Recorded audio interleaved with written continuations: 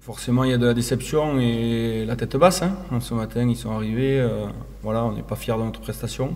Déjà, comme l'a dit Christophe, nous devant, on a un peu loupé notre match. On est dans le combat, dans l'agressivité, ce qui fait les bases un peu du rugby. On est un peu. C'est collectivement, on est passé complètement à côté. Voilà, il y a eu un non-match en première mi-temps. On n'était pas engagé, on les a regardés jouer, on a subi. Un match où on a été pris sur l'engagement, sur l'intensité, sur le combat. On sait où c'est qu'on n'a pas été bon. Du coup, on va essayer de corriger justement ces erreurs-là pour pas les reproduire. Et après, on va se servir de ce qui marche, ce qui a marché à Bristol, Édimbourg, Brive. Tout ce qui marche, on le garde et on travaille dessus.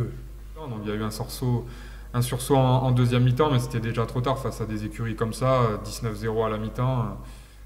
On doit digérer ce match et vite rebondir par rapport à l'échéance qui arrive.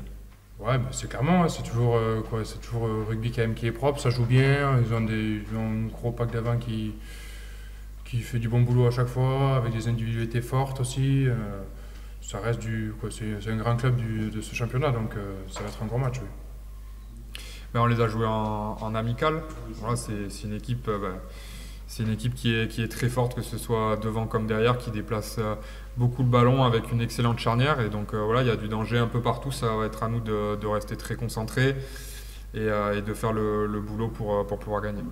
Ben clairement, c'est une équipe qui met beaucoup d'intensité au jeu. Alors ils ont certes eu quelques changements. Ils disent qu'ils sont dans un changement de cycle.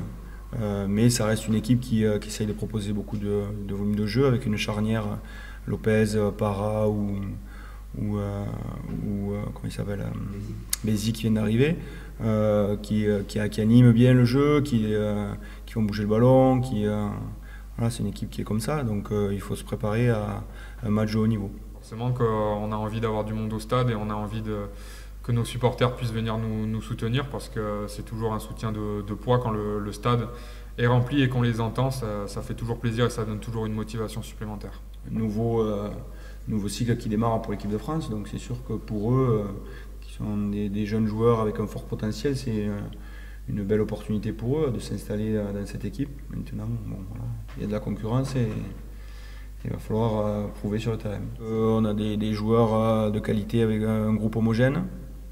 Donc effectivement, il y a des joueurs de qualité qui vont partir et il faut que les autres soient capables de prendre le relais.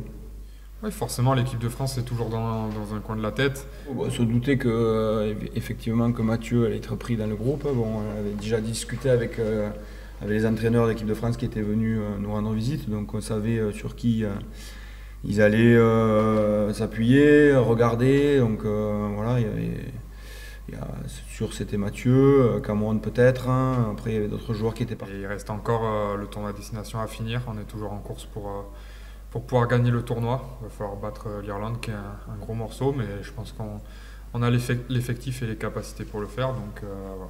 J'ai hâte qu'on se retrouve pour préparer ces matchs, parce que je pense que ça va être intéressant.